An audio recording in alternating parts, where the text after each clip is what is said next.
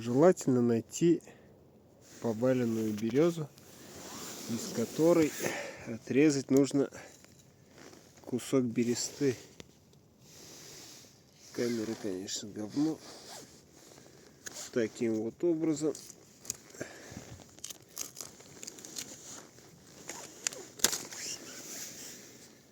Пойдет. Шаг второй. Нам нужно наточить немного деревянной стружки.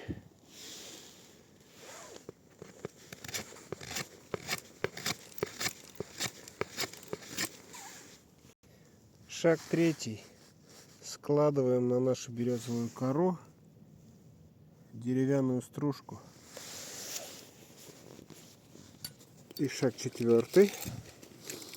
Берем огниво. Берем кресало и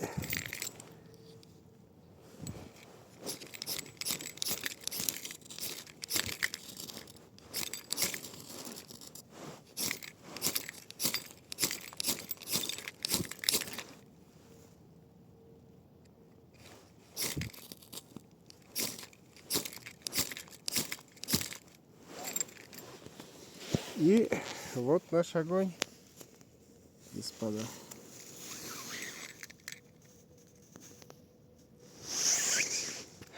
А ведь я до этого не разжигал огнивом еще ни разу. Самое главное при этом заранее подготовить сухой материал, сухие ветки. Ну, в принципе, может даже чуть влажноватые. Но главное сухой материал, чтобы не потерять добытый огонь. Зима, конечно, в этом году удивляет.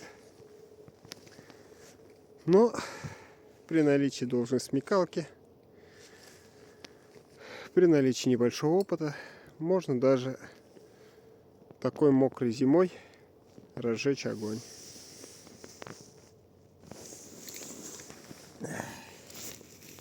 Красота. Я, конечно, заранее ничего не готовил, потому что демонстрационно, чисто под видео, но думаю, суть понятна.